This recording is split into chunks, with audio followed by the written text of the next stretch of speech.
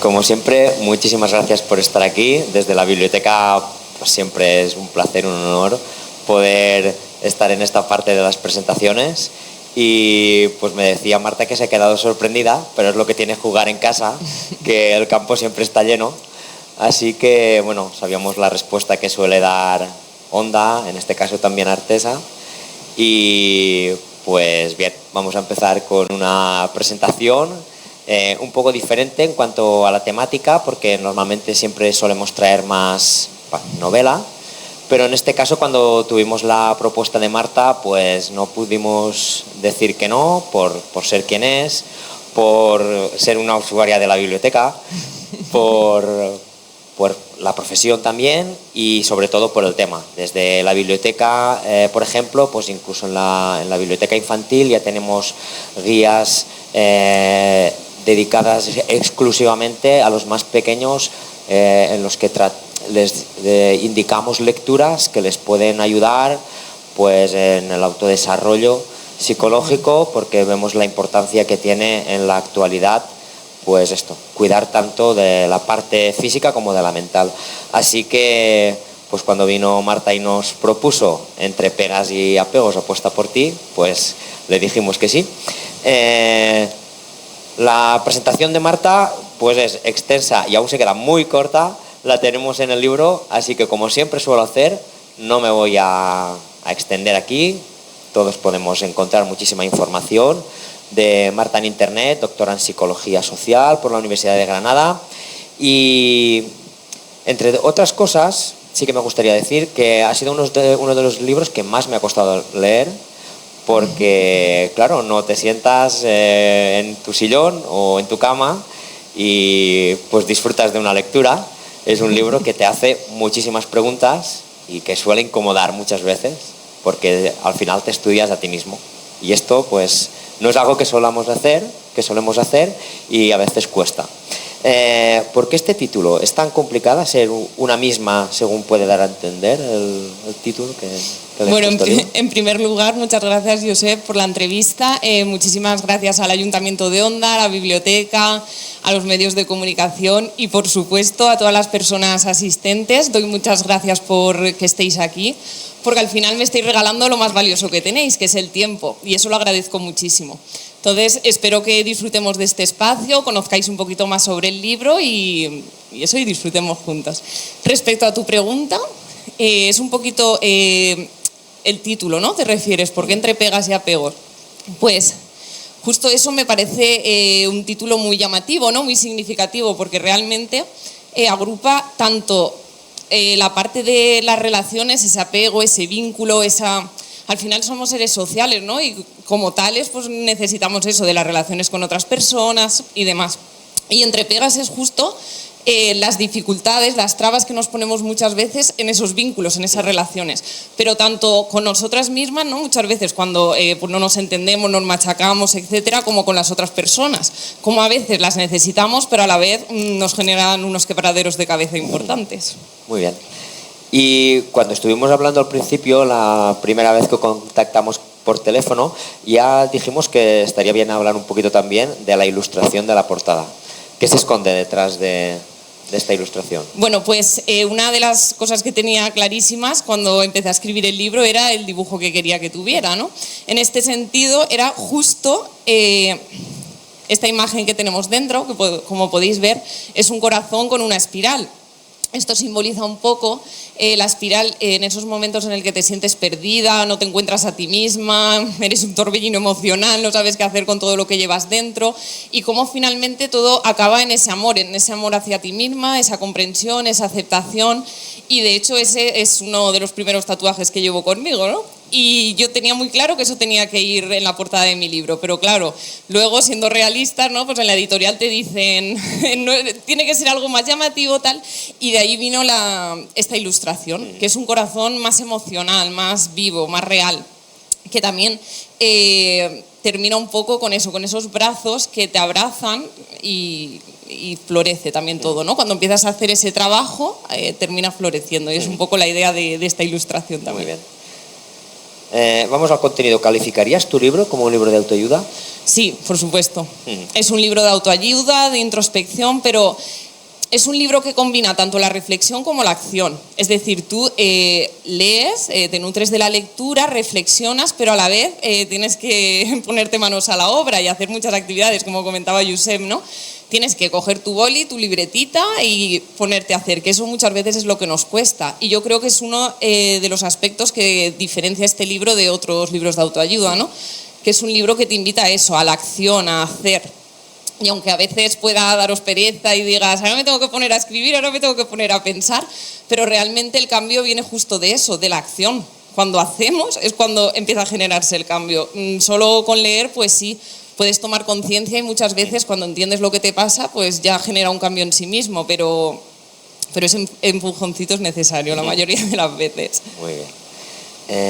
¿Por qué crees que tienen tanto éxito este tipo de obras actualmente? ¿Es posible que a pesar de formar parte de la sociedad de la información, el ser humano se encuentre más perdido que en otras épocas históricas? No sé si más o menos, pero es cierto que siempre nos hemos cuestionado un poco quiénes somos, hacia dónde vamos, para qué estamos aquí, ¿no? Entonces, eso es mucho de las respuestas que intentan dar los libros de autoayuda. Y en este caso por lo mismo, ¿no? Un poco se ha estructurado en varios aspectos. Uno, hacia ti misma, cómo te relacionas contigo misma, y después cómo todo eso hace que nos relacionemos con los demás, porque al final está muy relacionado, ¿no? En función de cómo me trato, cómo me quiero y cómo me cuido, también voy a tener un tipo de relaciones u otras. Es cierto que los problemas de ansiedad y de depresión están a la orden del día, y eso es una realidad, pero todavía queda mucho por hacer, porque todavía ir al psicólogo yo creo que sigue siendo un poquito un tema tabú, y para la gente que a lo mejor es más reacia a dar ese paso, es cierto que los libros de autoayuda pueden ser muy útiles porque te permiten eso, reflexionar, estar contigo mismo, cuestionarte cosas que a lo mejor antes no lo habías hecho. Entonces creo que puede ser una buena herramienta. No sustituye a una terapia psicológica, pero claro, puede ayudar bastante. De eso lo indicas en la introducción, que el libro sí, no sustituye. Eso es fundamental. Además, de hecho, te puede remover cositas que luego, pues mira, trabajarlo en terapia también te puede ir muy bien, ¿no? El problema es que muchas veces vivimos con el piloto automático y raramente nos paramos a decir, vale, ¿qué me pasa, no? Tiendo a hacer más la evitación, evadirme, pues me olvido del tema, me voy a hacer otras cosas, no quiero ni pensar en esto. No quiero abrir el cajón porque si lo abro a ver lo que va a salir, ¿no? Y esto es como una herida. Tú tienes una herida y te pones una tirita, vale, ya no la ves, pero ahí está. Entonces claro, tienes que curarla, tienes que rascarla, y eso a veces pica, escuece. Con la mente, la parte emocional es justo lo mismo. A veces no lo queremos ver, pero si no lo sacamos va a salir de una manera u otra, tarde o temprano. Como digo en todas las presentaciones, en este caso a lo mejor es un poco más difícil porque pues os unen lazos de amistad o familiares con ella, y a lo mejor tenéis más fácil el contacto, pero siempre animo a la gente a participar. Entonces está muy bien que ya que tenemos a Marta esta tarde aquí y venimos a hablar de su libro, como diría Umbral, pues si alguien tiene preguntas que le gustaría hacerle, pues es el momento perfecto para participar. Entonces siempre os animamos a que levantéis la mano y pues le propongáis preguntas en este caso a Marta, ¿vale? Josep, un momentito, antes de que se animen, si te parece, para que arranquemos un poquillo y veáis un poco de qué trata el libro, para que lo vivenciéis, ¿no? Que lo veamos. Si te parece, podemos hacer una actividad práctica que es muy breve y os va a gustar, os va a hacer pensar un poquito. Bueno, ¿recordáis lo típico que decimos, venga que se te pasa el tren, ¿no? Lo habremos oído un montón de veces. Pues en este caso no se nos pasa el tren. El tren lo llevamos con nosotros. Entonces, imagina que tu vida es como un tren, en el que tú siempre estás dentro. En el transcurso del viaje suben y bajan diferentes personas. Algunas estaban ahí desde el principio, otras llegaron más tarde, unas se quedaron mucho tiempo y otras tan solo duraron unas paradas. Con todas ellas estableciste una relación con mayor o nivel de intensidad y profundidad. Cada relación impactó emocionalmente en ti, con sensaciones más o menos desagradables. ¿Vale? Tenemos en la mente el tren, ¿verdad? Bien, pues ahora imagina que eres la conductora de ese tren y te encuentras en la cabina. Justo detrás de ti hay unos asientos reservados para las personas más significativas. Con ellas podrás conversar y disfrutar del viaje. Justo detrás de estos asientos se encuentra el primer vagón de tu tren, donde tienes espacio para unas pocas personas más. Después de este, tienes muchos más vagones, en el que otras personas irán sentándose. La posición de los vagones del tren representa la importancia que le das a las personas que pasan por tu vida. Los asientos de detrás de la cabina están reservados para las personas más importantes para ti. Conforme los vagones del tren se van alejando de la cabina, se llenan de personas que no son tan relevantes en tu vida. Vale, ahora vamos a pensar en una persona significativa para nosotras y pensar también en qué vagón lo situáis. Si está justo con vosotras, en la propia cabina, si está en el primer vagón, en el segundo. ¿Vale? La llevamos a la mente, tenemos todos esa persona significativa para nosotras. Vale, pues ahora vamos a reflexionar, no me las tenéis que decir, ¿vale? Que no cunda el pánico. ¿Puedes expresar tus sentimientos y opiniones libremente con esa persona? ¿Esa persona te humilla? ¿Te hace sentir culpable? ¿Te hace daño de alguna manera? ¿Esta persona respeta tus decisiones? Y lo más importante, ¿te apoya en tus decisiones a pesar de no coincidir con ellas? ¿Cómo reacciona cuando no cumples con lo que espera de ti?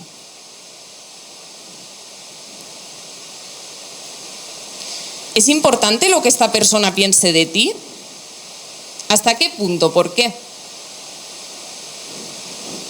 ¿Lo tenemos? ¿Hemos hecho un poquito la reflexión? Vale, esto sería algunas de las actividades, ¿no? El libro contiene unas 25 actividades, pues esto sería una de ellas, una actividad de reflexión. ¿Cuál sería un poquito la conclusión de esta actividad? Bueno, pues por un lado, analizar un poquito y pensar en el ejercicio que hemos hecho, ¿no? ¿Cómo nos estamos relacionando con esta persona? ¿Es una relación basada en el amor, en el respeto, en la confianza? ¿Actuáis desde la libertad? ¿Os permitís ser vosotros y vosotras mismas? ¿O todo lo contrario? ¿Es una relación basada en el miedo, en el chantajillo emocional? No sé si nos sonará, ¿no? Un poquito en el sentirme culpable cuando no hago lo que están esperando de mí. Analicemos un poco cómo nos estamos relacionando con esa persona. Y en función de eso, si es una relación positiva, sana, saludable, perfecto, maravilloso, sigamos así. Si no lo es, ¿qué podemos hacer? Tenemos varias opciones. Una, por ejemplo, podría ser la más favorable, ¿no? Intentar mejorar esa relación, intentar establecer límites, hacer cambios, sobre todo si esa persona es significativa para mí. Si forma parte del quinto vagón, pues bueno, a lo mejor me da igual. Pero si es una persona importante, intentemos trabajar y cambiar esa relación. Pero si eso no puede ser, tenemos otra opción y es reservarnos el derecho de admisión, que es justo de lo que trata la actividad. Un poco decidir qué personas queremos que formen parte de nuestra vida y qué personas decidimos que se bajen del vagón. Porque al final pensar que las personas con las que nos relacionamos y con las que pasamos el mayor tiempo de nuestro día a día impactan de manera significativa nuestro bienestar emocional. Por lo tanto, elijamos muy bien con quién nos estamos relacionando.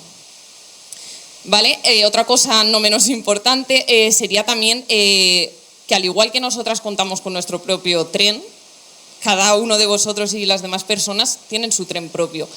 Y muchas veces, por suerte o por desgracia, hay otras personas que también decidirán que ya no formemos parte de su tren, con todas las implicaciones que eso tiene para nosotras, ¿no? ¿Qué pasa si otra persona decide que ya no formemos parte de su tren?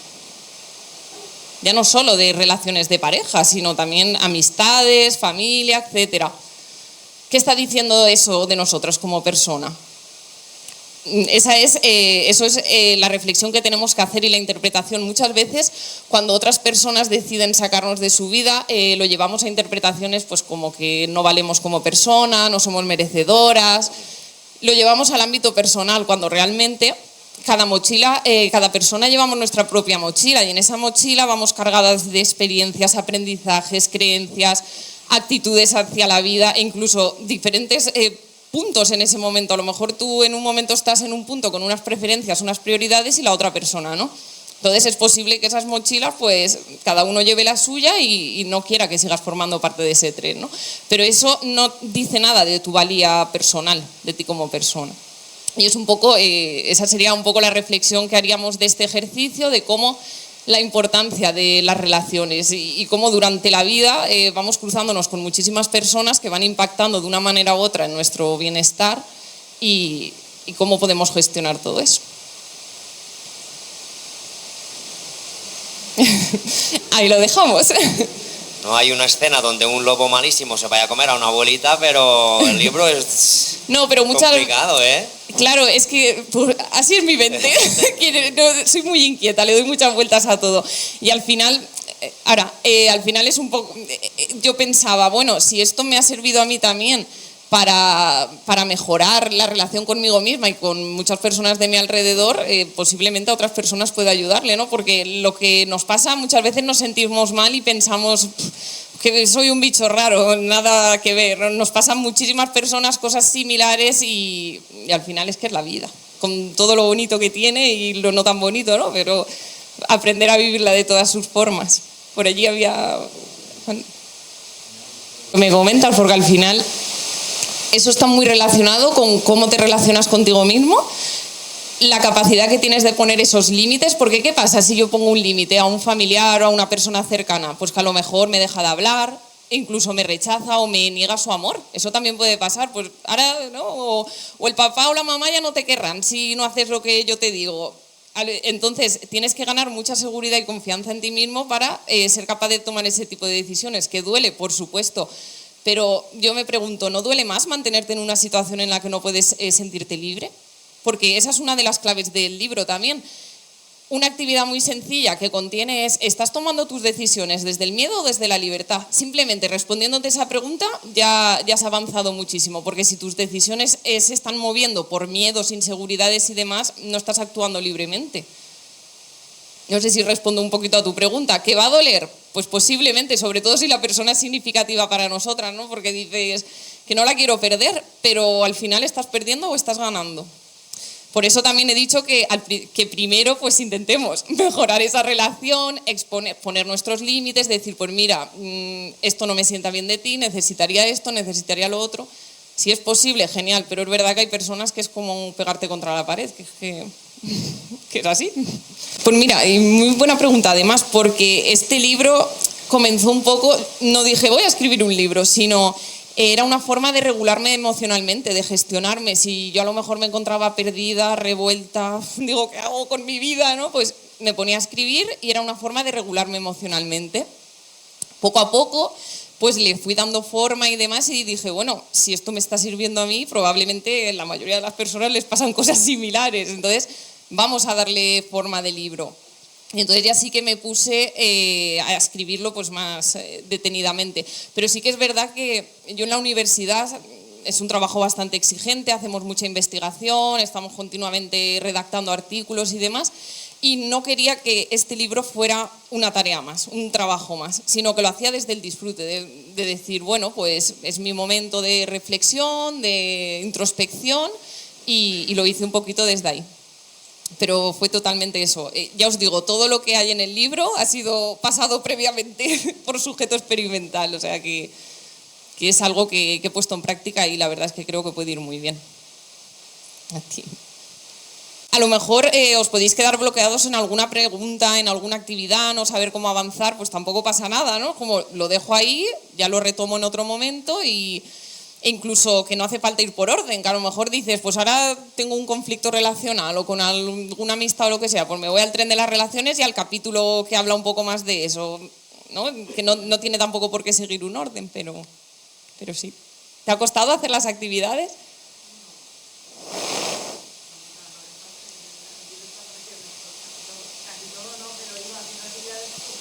Muy bien. Rápido, me siento, sí, puedes leértelo rápido, pero si lo quieres hacer de verdad, tienes que sentarte y a lo mejor un día dices, que a mí me pasaba, yo qué sé, pues ya lo cojo en otro momento o cuando me venga la inspiración. No, tienes que estar activo, ¿eh? Sí, sí.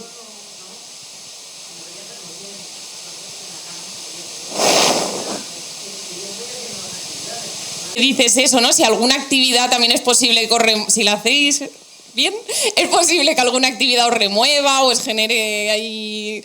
Pues también al final del libro hay un ejercicio de relajación que podéis escanear el código QR y os relajáis, os habéis revuelto un poquillo. Es una visualización, una relajación guiada que también va muy bien. Límites a decir, esto es lo que quiero, esto es lo que siento y no merezco menos, incluso en cosas tan insignificantes como pueden ser faltas de respeto que normalizamos o límites que pasan, que invaden nuestro espacio, intentan tomar decisiones por nosotros, dices, no, y empiezas a poner límites, entonces cambia la relación, cambia.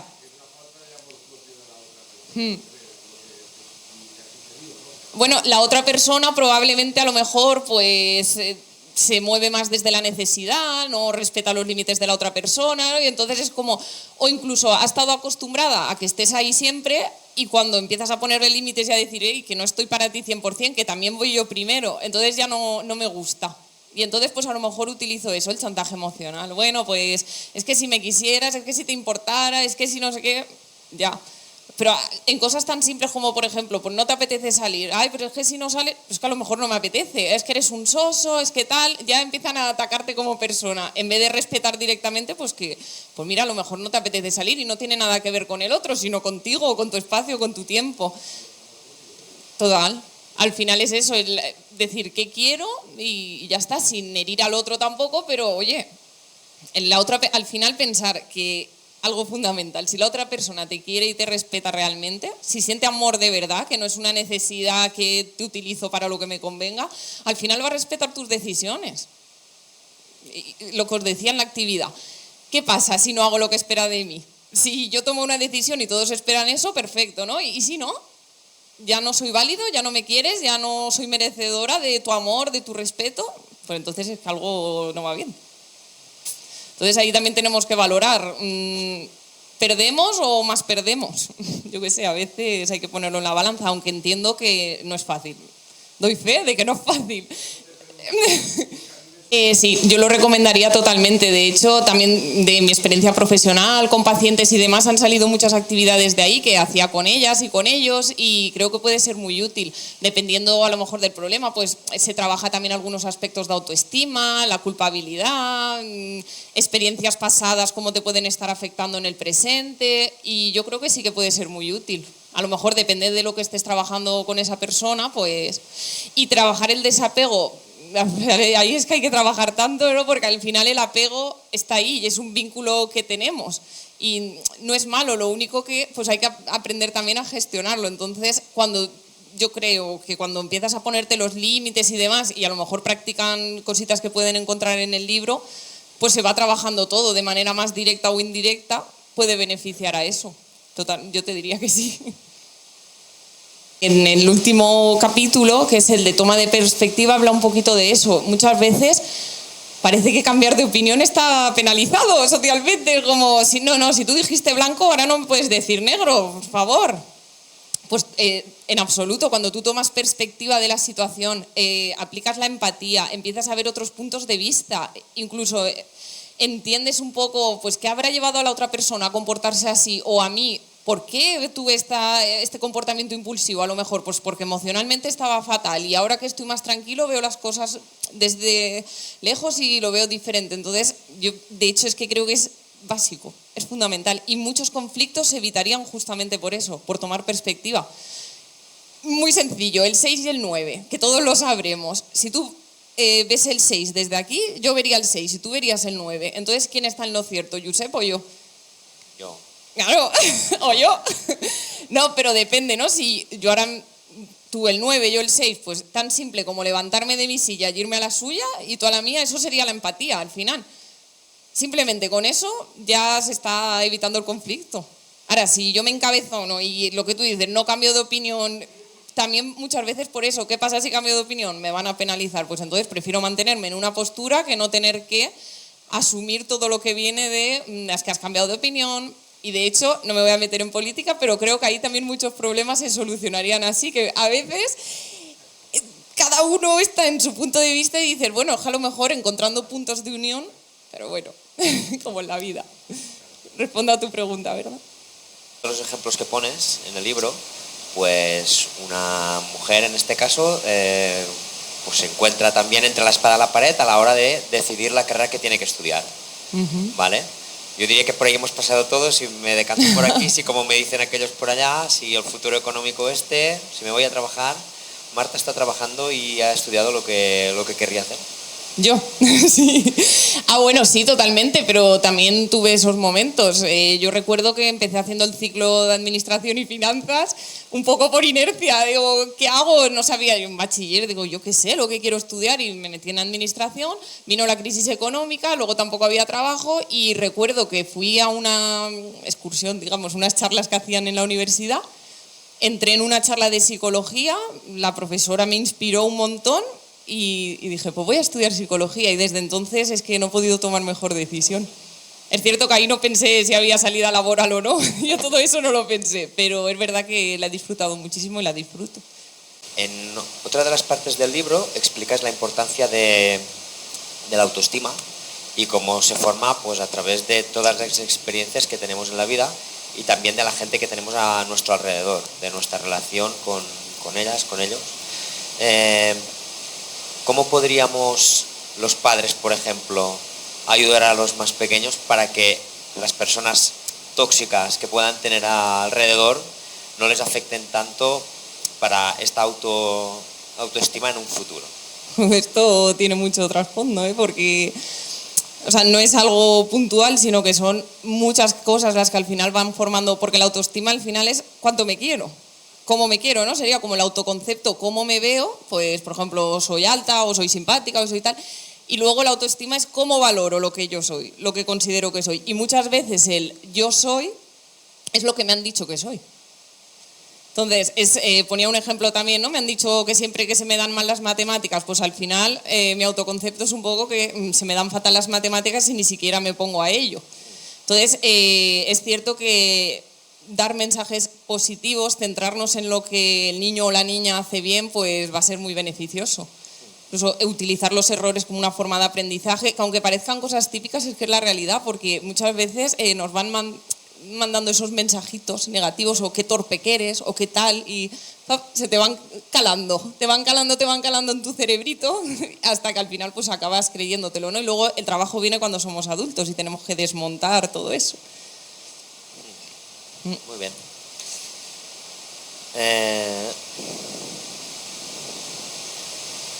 ¿Por qué pensaste que esta estructura del libro era la que mejor le convenía? Y no escribiste, pues, sin ningún tipo de ejercicio. ¿Por qué incluiste los ejercicios en el...? ¿Qué le veías de positivo?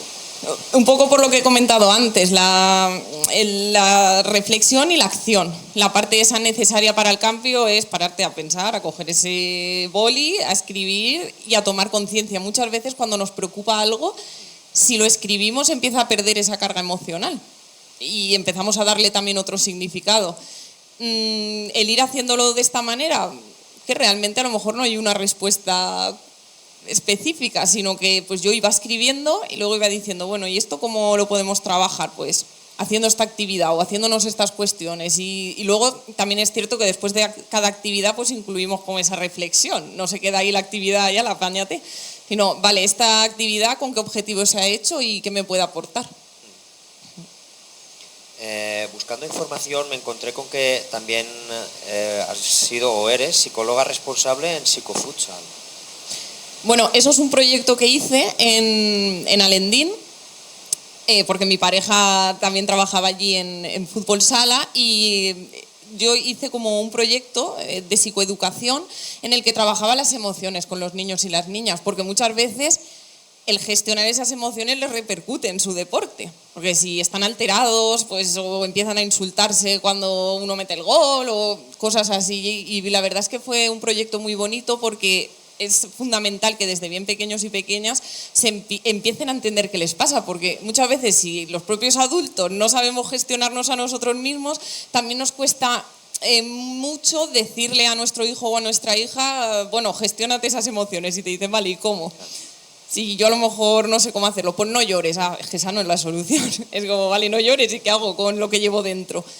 Entonces fue un proyecto muy bonito por eso, porque trabajábamos, identificaban las emociones, aprendían a gestionarlas, la toma de decisiones, también los conflictos que habían entre ellos y fue bonito. Una formación básica también, porque mucha técnica, mucha táctica, pero después en el Hombre, día a día van a tener que convivir totalmente con todo eso dentro del terreno de juego. Sí, y ahí surgen un montón de conflictos. Y a veces surgen incluso por los padres y las madres que en el campo se alteran más que sus hijos e hijas. Y dices, yo estaría bien hacer también una actividad con lo hemos los que pensado van a ver.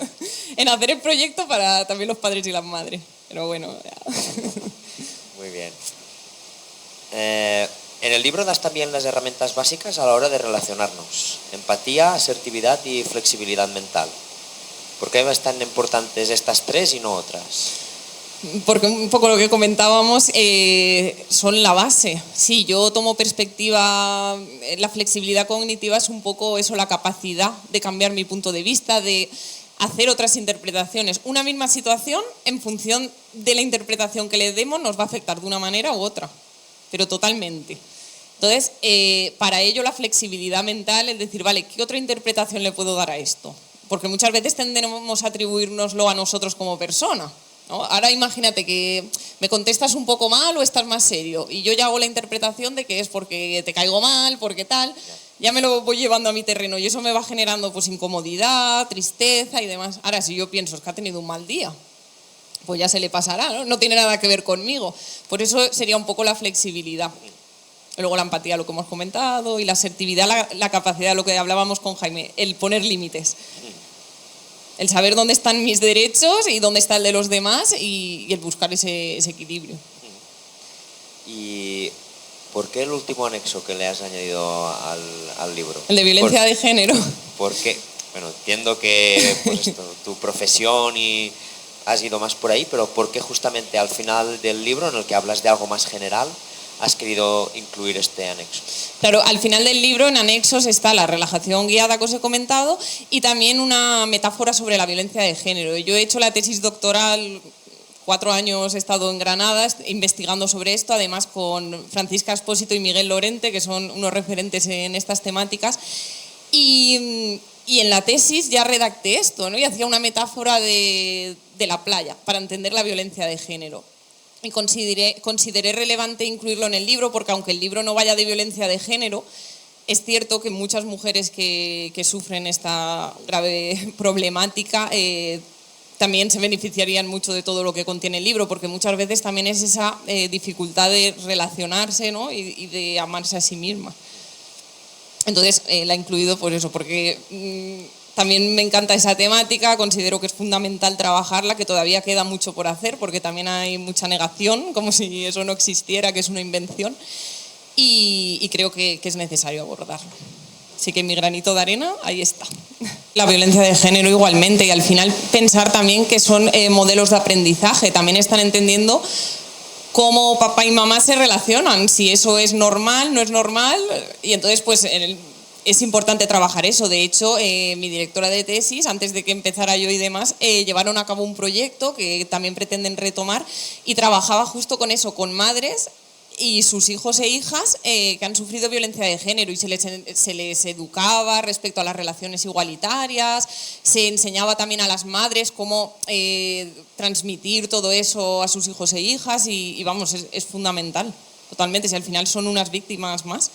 Y erróneamente muchas veces se tiende a pensar la mujer, pues mira, por mis hijos voy a aguantar, creo que será lo mejor, también por el modelo que tenemos de familia, ahora está siendo más normalizado, pero es cierto que tenemos muchas veces la mentalidad de que la familia ante todo, mantener la relación de pareja, etcétera, y a veces no vale a toda costa, porque al final estás perjudicando más.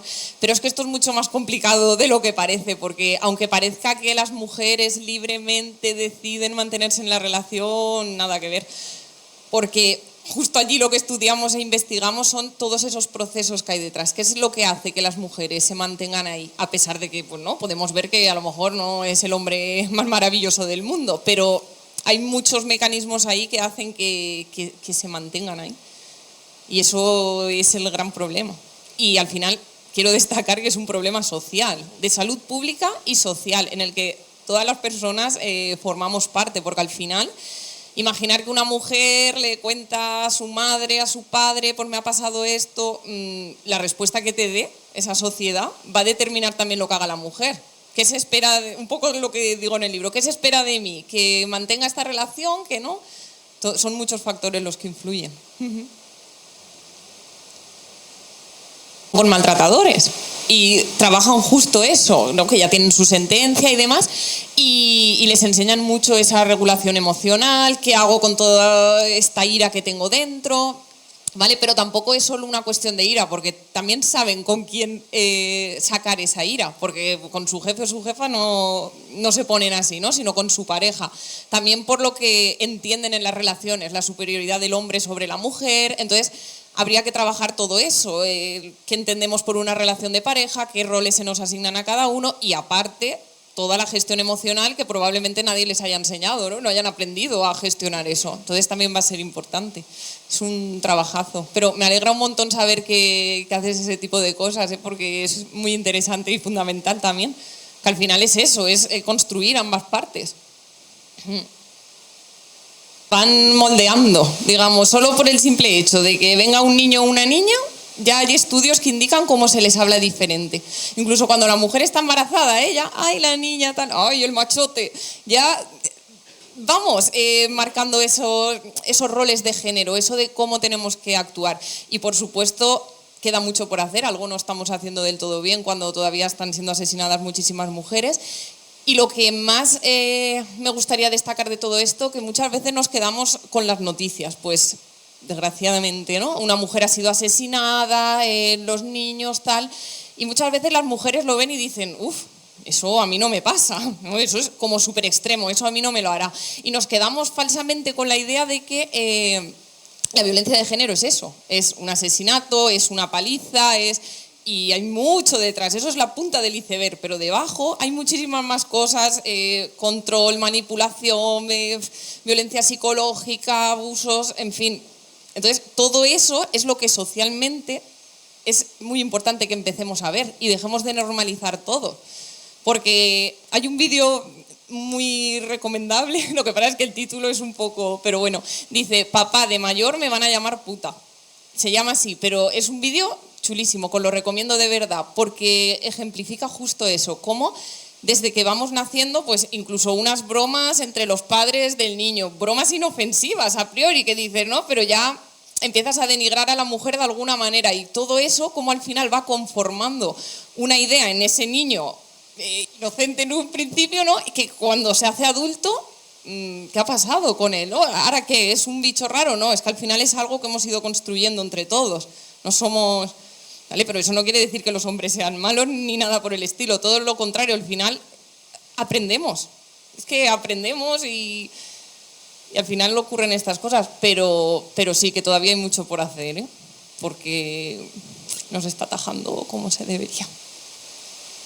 De hecho, una de las cosas que me ha venido a la mente también es el enamoramiento, cuando lo comparamos muchas veces, los problemas de amores, cuando te deja alguien, estas relaciones entre comillas tóxicas o que te enganchan tantas veces continuamente se compara muchas veces con las adicciones, es como que necesito ese refuerzo. Entonces sí, me han venido a la cabeza muchísimas cosas. Es cierto que sí, que visibilizamos a lo mejor las drogas cuando hay muchísimas cosas, tabaco, vamos, de todo.